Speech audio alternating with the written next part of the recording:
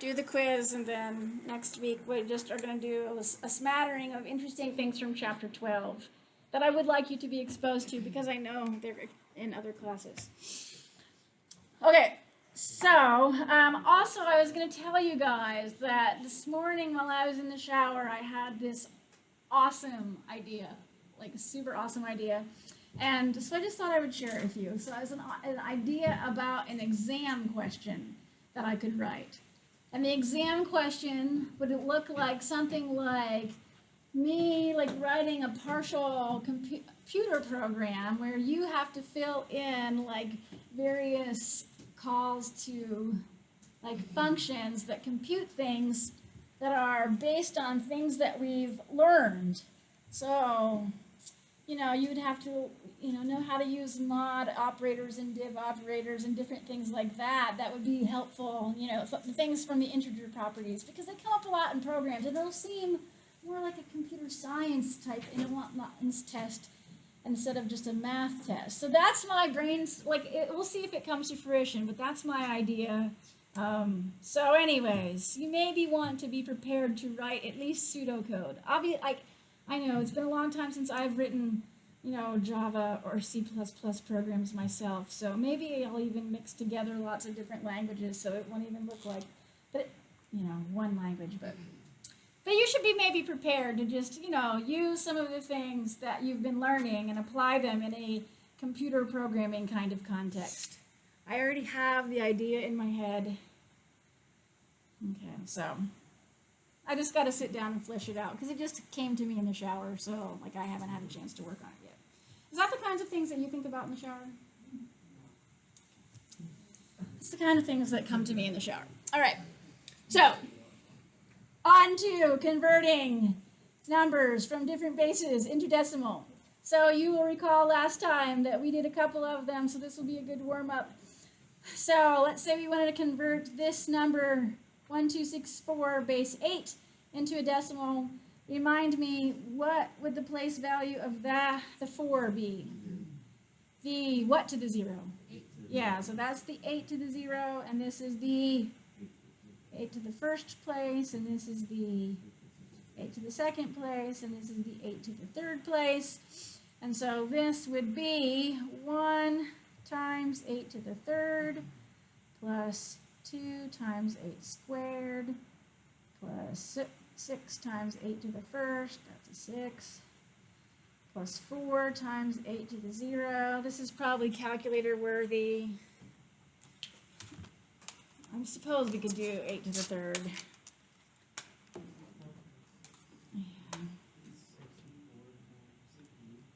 All right, 8. I'm just going to break out the calculator. Okay, plus 2 times 8 squared plus 8. Okay, do you guys get 692?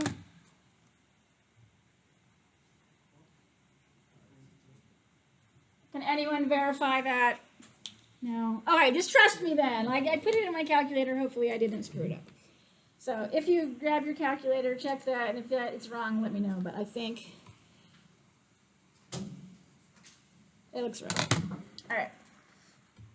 All right, so that's converting from a given base to decimal, okay? Let's say we wanted to go the other direction. We want to convert from decimal to a different base. Okay, so this one is a little bit, a little bit trickier. And the way that we do this is we take the number 73, okay, and write it low, don't write it high. Okay. And I'm going to take this 73 and divide it by 5. So 5 goes into 7 once. It'll be 5, it'll be 23. 5 goes into 23 4 times with a remainder of 3, and write your remainder over there. So this is the remainder.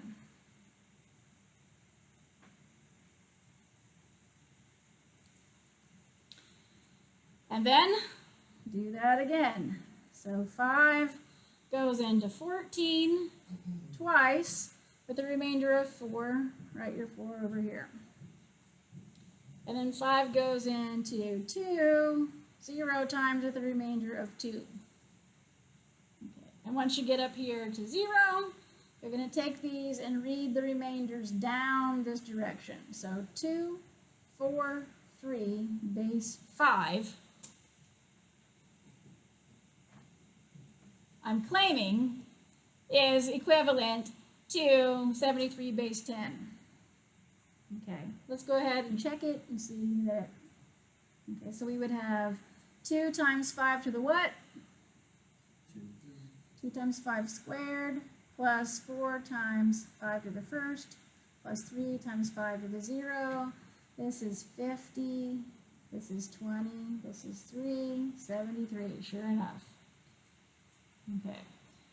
And so, the way that you convert a number to a given base is you just repeatedly divide by that base and just keep looking at the remainders. Because that's basically what we're doing, right? We're just figuring out, all right, so this is how many times, you know, my 5 to the first and the 5 to the squared and 5 to the third and so on and so forth go in there by just repeatedly dividing by 5s. Okay, just the quirky thing is remember to read them down. Let's do another one. I'll show you. I usually don't go all the way to the 0. I usually, once I see that there's a number less than 5, I know that's going to be the remainder, so I just kind of read it down that way. So we'll do that on the next one, and I'll show you. Okay, so if I wanted to convert 142 base 10 to base 8, I'm going to take 142 and just repeatedly divide that by 8. So 8 goes into 14 once. So that would be a 62. 8 goes into 62 7 times with a remainder of 6. And then 8 goes into 17 twice with a remainder of 1. And now when I see that this is less than 8, I don't bother. I personally don't usually bother going all the way to the 0. I just go, okay, well 2 is going to be my remainder, and I just read them down this way. And so this is going to be 216 base 8.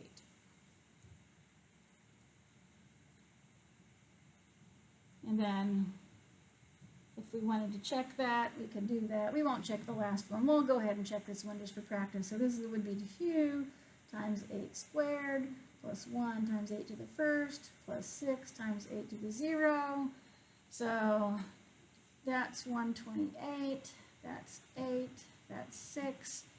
You add 14 on there. Sure enough, we get 142. Okay.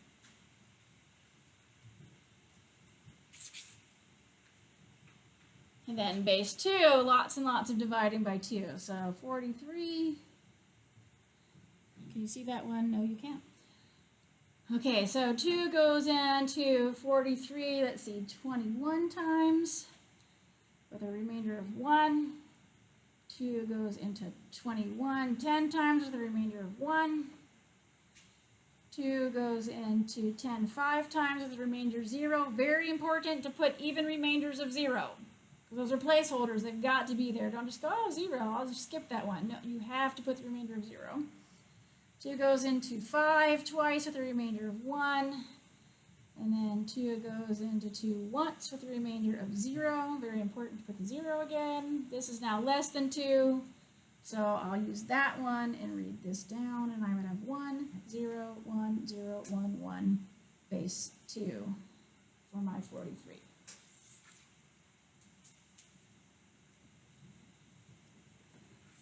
And then you can, we won't check that one, but you could check it the same way if you wanted to. Okay. So we know how to convert from base B to decimal, from decimal to base B. Okay. So, next result we want to look at from this section is the number of digits that would be required to represent a number in a given base. Yes? Oh, sorry. I was curious. Is that literally what binary is? That's literally what binary is. Crazy. Yes. That's cool. We're going to do lots more stuff with binary in a second too, yeah. So we're going to see how to convert between binary and octal and hexadecimal, which are all things that show up a lot in, yeah. So those are the ones that you're going to see, all the, you know, especially in like an assembly language class. So anybody that's in assembly probably has already done some stuff with binary and hexadecimal and maybe even octal stuff. Okay. So, all right, so how many digits would it take to represent a number? So notice back here, you might kind of get an idea, like the smaller your base is, the more digits that it's going to take to represent a number. So if I want to represent, notice this number is in the hundreds, and with this bigger base, 8, it took me 3 digits. Okay, with this smaller base, I have a 2-digit number. It's a smaller number, but it still took me 3 digits. I have this small number, 43, and it took me 6 digits to represent that in base 2. So the smaller your base, the more digits it's going to take to represent it. Yes? I have an off-topic statement. Okay. The binary that we made is a plus sign. Oh, All right. It made a plus sign. Okay, I made a plus sign. We'll have to look it up. I have the ASCII table back here, so we'll have to go look at it. We'll check. We'll verify that when we get to this page. Okay. Cool. Okay, so the number of digits that we need to represent a number is definitely based on the base. Okay, dependent on the base. Okay, and so the way we could figure this out is, okay, let's say the largest k-digit number in any given base, okay, is you would take the number that comes right before your base, okay, and just keep repeating that. For example, in base 10, if I was going to make a 3-digit number, for example, the largest 3-digit would be 999. Okay, so this would be the largest 3-digit in base 10. But if I was in base 8, for example, the largest number 3-digit number that I could make in base 8 would be 777. Now it's the largest 3-digit. And if I was in base 2, the largest 3-digit number I could make would be 111. That's the largest 3-digit number in base 2. Okay. Okay. Yeah, and what's this? Let's see if I can get rid of this. Like, why is this here? Okay. All right. Maybe I can move everything over. All right. Okay. And so the next number after that is going to have k plus 1 digits. Okay, right? This is the biggest, 3-digit number I could make. If I added 1 to this, it would have to go into 4 digits because I've run out of, that's, here 999, the next number is 1,000, 1,000, so I couldn't, I'd have to use 4 digits to represent that. Same thing, the next number in base 8 would be 1000. Same thing in base 2, the next number would be 1000. I have to spill over and use another digit to get to the next one. So no matter what base I'm in, the next number after that is always 1, and then fill up the rest of the spots with 0, 0, 0, 0, 0, 0. Okay. So thinking about this right here, this is our b to the 0 place, or then we go to our b to the 1, b to the 2, and then here, this is, since this has k plus 1 digits, and we started at 0, this is in the b to the k, okay, position. Because it will go 0, 1, 2, 3, 4, up to k. 0 to k is k plus 1 digits, right? Okay. And so that means that if I'm going to represent a k-digit number, then that number, the biggest thing I could possibly be, would be b to the k, which is this number, okay, because it's 1 times b to the k plus 0, plus 0, plus 0, plus 0, plus 0, plus 0, okay? Okay, and the number before that would take me back to the largest number that I can represent. So any number with that number of digits has to be less than or equal to this b to the k minus 1 to get me back to a number that has only k plus 1 digits. Okay. And now if I just take this and solve it, so this is a k-digit number, we basically want to know how many digits is that. So if I just add 1 to both sides, I get n plus 1 is greater than or equal to b to the k. If I want to isolate k, I got to take the log of both sides, base b, so I got to do log base b of n plus 1. This is log base b of b to the k, which is just equal to k. Okay. So that's how we get this expression, log base b of n plus 1 has to be less than or equal to k. We're just solving this equation right here for k. Okay. And this is probably going to be, some kind of, 3.1659, and fill up the digits in it's not going to be a nice integer probably, right? Okay, but when we're talking about a k-digit number, we need it to be an integer. So to get it to the appropriate integer, you would have to take the ceiling of that, and that will tell you how many digits you need to represent that number. So let's try this little formula out. If I wanted to represent the number 73 in base 5, I can use this formula that will tell me how many digits it's going to take. So the number of digits is going to be log base b, and my base is 5, so I do a log base 5. Okay, of the number I'm trying to represent, which in this case is 73, okay, plus 1. And then I just need to take the ceiling of that. Okay, so again, you probably haven't memorized your log base 5 table. Is there even such a thing? I certainly have not memorized log base 5. So let's see if we want to do a log base 5 on our calculator. We can use our log rules. That's going to be whichever your favorite log is. So log of 74 divided by log of 5. Okay, so we're going to get the ceiling of this 2.67 blah, blah, blah, which is 3. Okay. So it's going to take 3 digits in base 5 to represent the number 73. Okay. How about in the number 142 in base 8? So that's going to be log base, well, our base is 8. The number we're trying to represent is 142 plus 1. And then we'd have to take the ceiling of that. So let's try that one out. So let's do log of 143 over log of 8. Okay, so that's going to be the ceiling of this 2.38-ish number, which again is 3. And let's try this, the number 43 in base 2. That one's going to be log base 2 of 43 plus 1. If we do that one, log of 44 divided by log of 2. Okay, so that is going to be the ceiling of this 5.459 blah, blah, blah number, which is 6. And if we go back and compare that to what we just did on this page, look, it took us 3 digits to represent 73 in base 5. It took us 3 digits to represent 142 in base 8. And it took us 6 digits to represent 43 in base 2.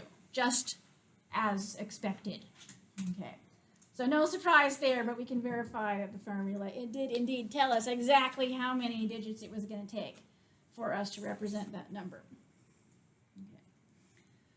So that's another double check that you can do, and it sort of also makes sense like why the smaller the base that you have, the larger number of digits it's going to take, because you're going to get these larger numbers when you take the log.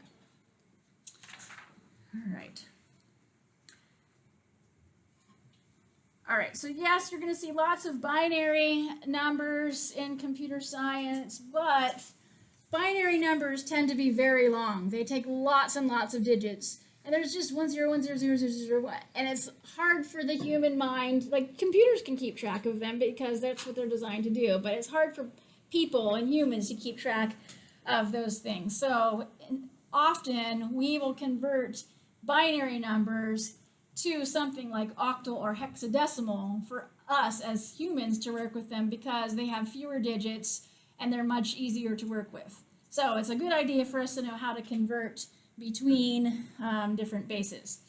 Okay, so hexadecimal is base 16. So if you ever, and lots of times people just say hex. They don't say hexadecimal because we're lazy and we like to use shortcuts. So if anybody says, oh, hex, 2AC, they're talking about hexadecimal. Okay, we already talked about this before. The digits that we use in hexadecimal are 0 through 9 and then A through F to represent the 0 through 15 that we need for base 16. often you're going to see like a 0, then an X, and then, a list of digits from that list. Okay, and that is, this indicates to you that we're talking about hexadecimal.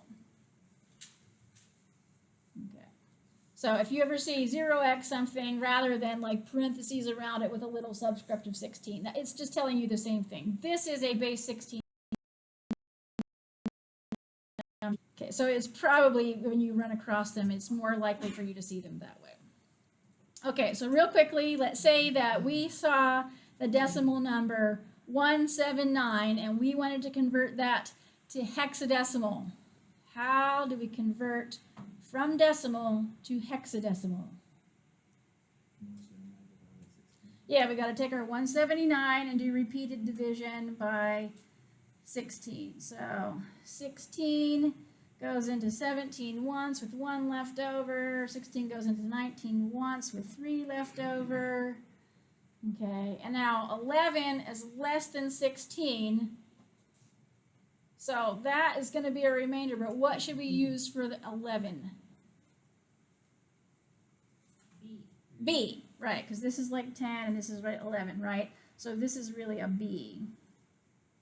And then we read it down, so B3 in hexadecimal would be equal to 179 as a decimal number.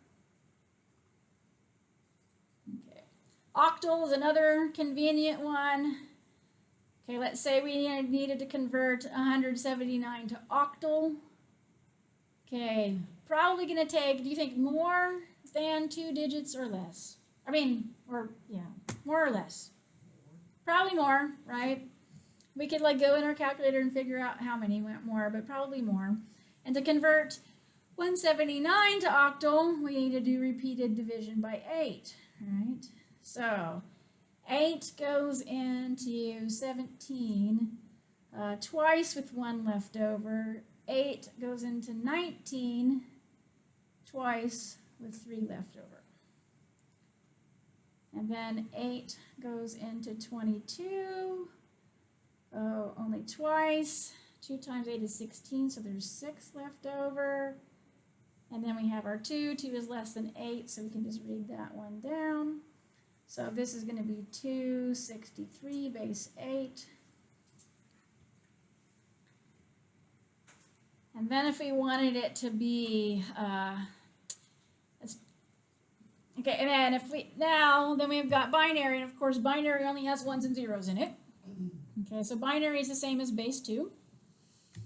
Okay, and so if we look at this, this is to the 2 to the 0. This is the 2 to the 1. This is the 2 squared. This is the 2 cubed. The 2 to the 4th and the 2 to the 5th place. Okay. And so usually when we're talking about binary and there's lots of digits and lots of them are zeros, we know if we do 0 times it, that's not going to contribute anything, right? So if we're trying to figure out what this is in decimal, we're just going to look at the ones and what they're, we go, oh, well, this one is going to be a 1 times 2 to the 5th. So that's going to contribute 2 to the 5th. This one, after that I'm going to have 0 times 2 to the 4th. I'm not going to really bother writing that down. Obviously that's going to be 0. And then this is going to give me a 1 times 2 to the 3rd. So that's going to contribute 2 to the 3rd. And this one is going to be 1 times 2 squared. So that's going to contribute 2 squared. And these are going to be 0 times that 0. Those don't contribute anything. So really when I do the binary conversions, I just need to look for the ones and their weight. Okay, so 2 to the 5th is 32. 2 to the 3rd is 8. And 2 squared is 4, of course. So this is going to give us 44 base 10 as a decimal number. Okay. Yes. I saw that before it was decimal. It's talking about point something. Now decimal means base 10. Yep. Okay, a decimal point. Yeah, but a decimal number is just a number that's in a base 10. True story. All right. And 179. We got to do it. Okay. But you leave yourself lots of room. Can you see the bottom? Okay, let me make sure you can see the bottom. So I'm going to start here. So 179. So how many times does 2 go into 179? Well, 2 goes into 7 8 times with 1 left over. 2 goes into 19 9 times with a remainder of 1. And then 2 into 89 will goes in there 4. That's easy. And then in there 4 with a remainder of 1. Now they're smaller. It's a little bit easier. Okay, 2 goes into there 22 times with a remainder of 0. 2 goes into 22, 11 times with a remainder of 0. 2 goes into 11 5 times with a remainder of 1. Into 5 twice with a remainder of 1. And into 2 once with a remainder of 0. So this is going to be a 1 0 1 1 0 0 1 1 in binary, so base 2.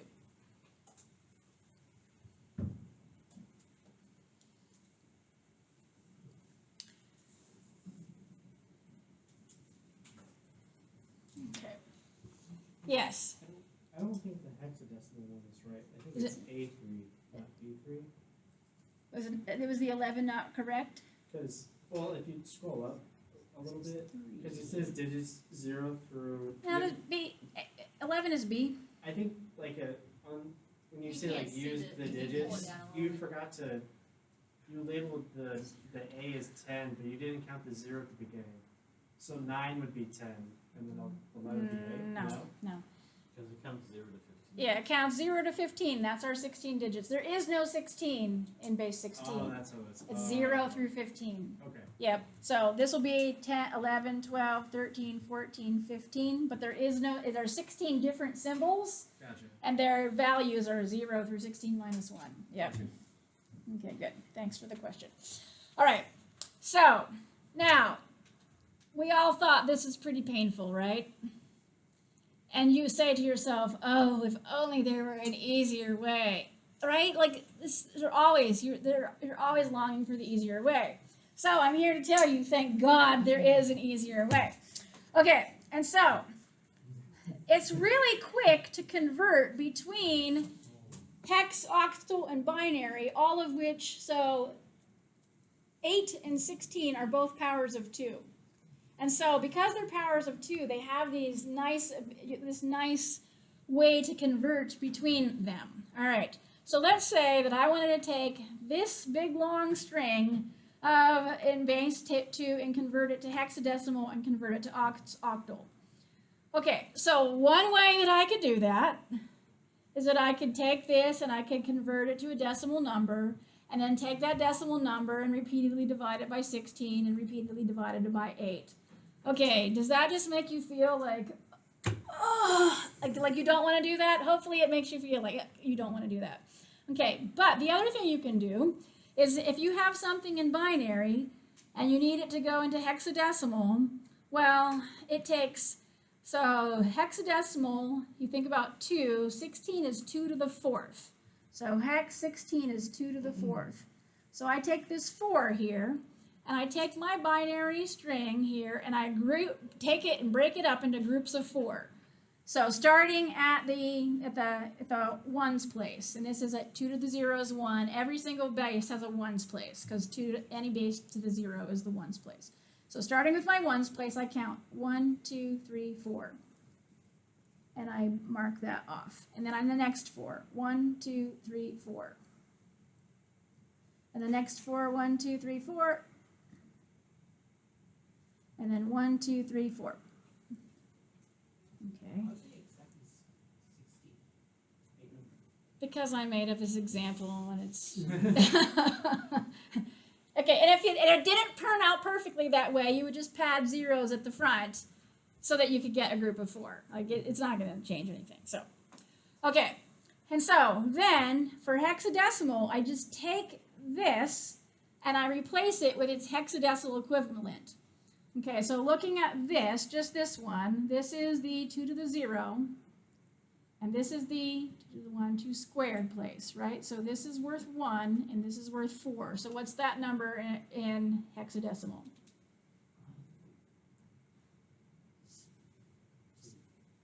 This is a 2 to the 0.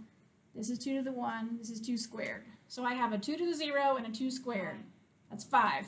Put 2 squared and 2 to the 0 together. That's 5. Okay. Then look at the next one. So I have a 2 to the 0, I have a 2 to the first, and I have a 2 squared. What is that one? That's 7. 4 plus 2 plus 1, that's 7.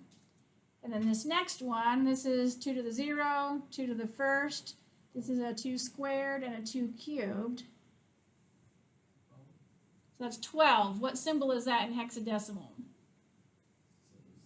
That's a C. So this is C. Okay, and then the last one, this is 2 to the 0, 2 to the first, 2 squared, 2 cubed. That is, no, 10, which is A. Okay. And so in hexadecimal, that is AC75. Okay. So in hexadecimal, that's what it would be. So just in groups of 4, break them up that way really quick. All right, let's say that we wanted to do it in octal. Octal means 8, that's 2 to the 3rd. And so instead of breaking these up into groups of 4, we're going to have to break it up into groups of 3. Okay, I'm going to rewrite the number for us because I wrote up above this. Okay, I was going to try to do it up there, but I had to write up there. So let me just rewrite this real quick. So 1, 0, 1, 0, 1, 1, 0, 0, 0, 1, 1, 1, 0, 1, 0, 1. Yes? Can you explain why, I'm sorry, why are we breaking it into groups of 3? Why we're breaking it into groups of 3? Because 8 is 2 to the 3rd. And so whatever exponent is on there, the power of 2, that's how you want to, so a group of 3 will be an equivalent octal digit. And if we have base 32, we could break it into groups of 5. So it's always going to be, whatever power of 2 it is. Is there all the fast ways to go from binary to decimal? No. The fast way is to look at all those and add up the 2 to the 0, 2 to 1. Yeah, no, that's all there is. Yeah. Okay, so this one we have to break up in groups of 3. So starting here, 1, 2, 3. So I'm going to have that one, 1, 2, 3. This one, 1, 2, 3. This one, 1, 2, 3. This one, 1, 2, 3. This one.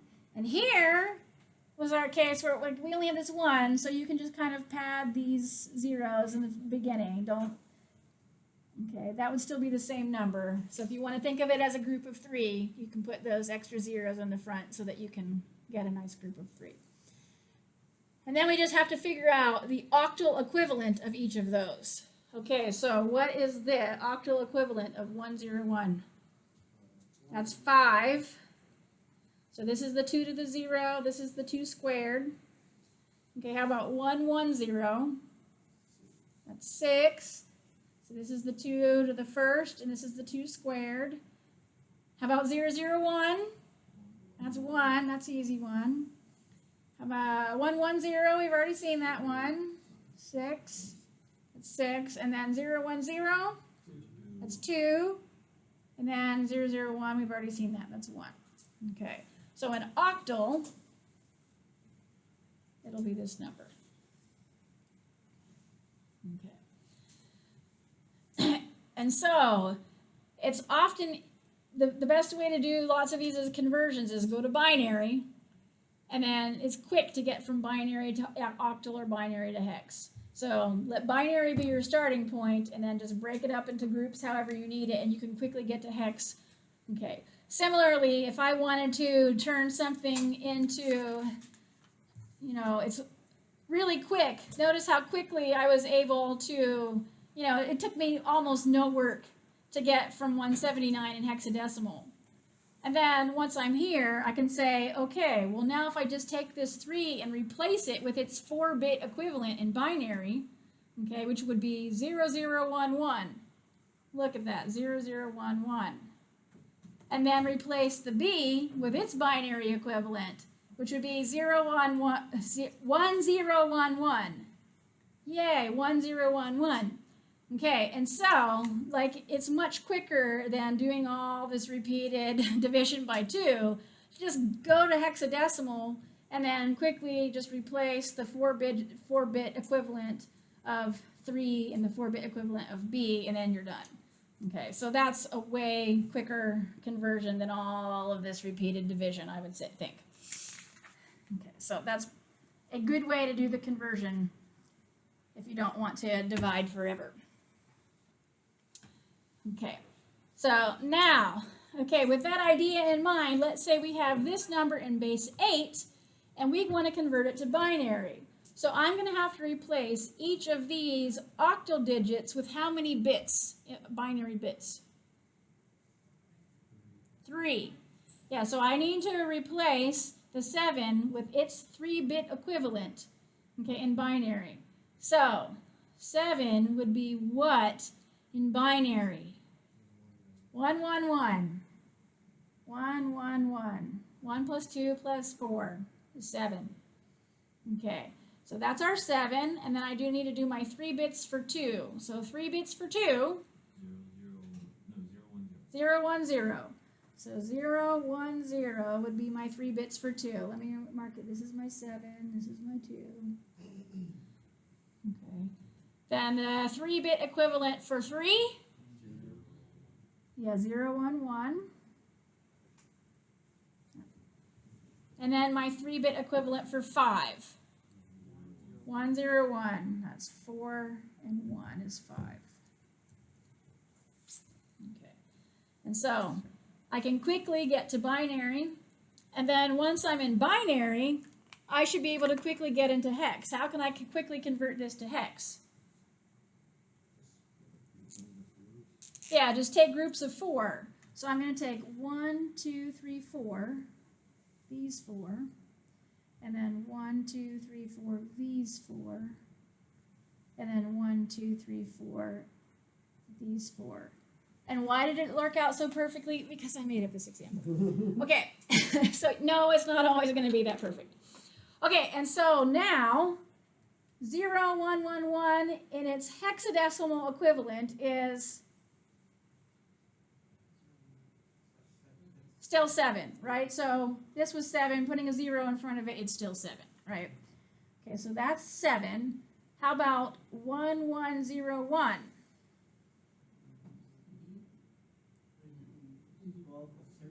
It's 13, so what is 13 in, that's D.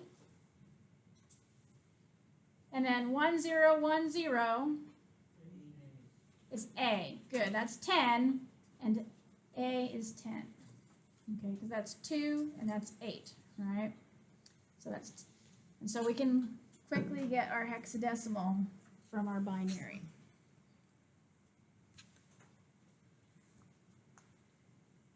Okay, now the last one. So we've got hexadecimal. Let's go from binary to binary and octal. Okay, so if I'm going to convert this to binary, I have to replace each of these hexadecimal digits with how many bits? 4. Got to be 4. So what is the 4-bit equivalent of 9? 1001. Good. So 1001, that's 8 plus 1. There's my 1, 2, 4, 8. 8 and 1 is my 9. Okay. And now C is really the number. Yes, it is 1100 because it is the number 12. Okay, so C, think 12. 12 is 8 and 4, so we need an 8 and a 4, no 2s, no 1s. Okay, so that will give us our C, which is 12. And then the 4-bit equivalent of 4, 0, 1, 0, 0. Okay. And if we needed to drop a leading 0, we could. But we'll just leave that in there. Okay. And now, if I wanted to go to octal, how could I quickly get to octal? Groups of 3. So we go 1, 2, 3. We take those 3. 1, 2, 3. These 3. 1, 2, 3. These 3. And these 3. So in octal, 001 is 1. 0, 0, 1 is still 1. 0, 1, 1 is 3. And then 0, 1, 0 is 2. And so 2, 3, 1, 1 is what it would be in octal. Okay. So places that you've probably run across hexadecimal before, okay, like you told me we found the plus or whatever, so you've probably looked at, you know, the characters that are represented in the ASCII table. Now, usually if you look up something in the ASCII table, they'll tell you like the decimal value for it, and then they'll tell you the hexadecimal value for it. Like there are ASCII tables out there that will tell you what it is in binary as well, but that's probably, they're not going to put like all those ones and zeros in there. They're just going to tell you what it is in hexadecimal instead.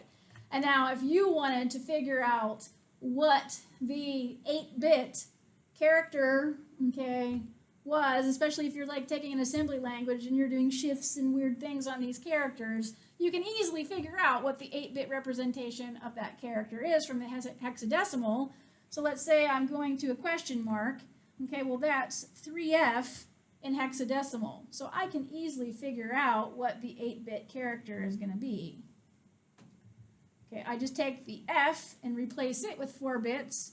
1, 1, 1, 1, and I take the 3 and replace it with 4 bits, 0, 0, 1, 1. And so if I went and looked memory somewhere and found that 8-bit byte, okay, that would represent my question mark. Okay, so the table is probably going to give you just hex stuff because it's so easy to convert between hex and binary, and you can easily figure out the binary from the hex. But nobody wants to type out all the long strings of binary bits because that's painful. Okay. So I'm sure you will run into lots more of this. I think the conversions between the bases are fun. Hopefully you will enjoy those. Okay, the last thing we want to look at in Chapter 8 is cryptography. We'll see if we can get through this. So this is a very brief introduction to cryptography. So cryptography is just the science of protecting and authenticating data in some kind of communications. So the problem scenario is you need to be able to send some message securely, even though you know that there might be some kind of eavesdropper that can like see or learn out what your message is. Especially if it's being transmitted over a wire, somebody can just listen in on that wire and see everything that's being sent. And so how, in that situation, can we keep things secure so that the person that's eavesdropping does not know? Okay, that tells me that it's just about time for us to do our quiz. So let me just finish real quickly with the overview, and then we'll do an example next time. Okay, so in this scenario, we're going to have a sender. Okay, usually the sender is Alice, and the receiver is usually Bob, A and B, Alice and Bob. Okay, the sender will encrypt something called a plain text message, named very nicely plain text because we can all read it. It's just plain. Okay, and then encrypt it means we're going to disguise it so nobody will know what it is. Okay. And after we disguise it, it's called ciphertext because we have to. And the receiver has to have some kind of a key to help him decipher or decrypt it. And then the eavesdropper that's listening in on the middle is Eve. Okay. So whenever you see language about encryption, Alice and Bob and Eve, those are always the names of the players in the scenario. So you'll read stuff and you'll see, who's this Alice and Bob and Eve? Well, that's who they are. Okay, so next time we will look at an example of encryption. But today we would want to finish up and make sure you have plenty of time for your quiz. Okay. I don't know how long it will take you. I just don't want you to run out of time.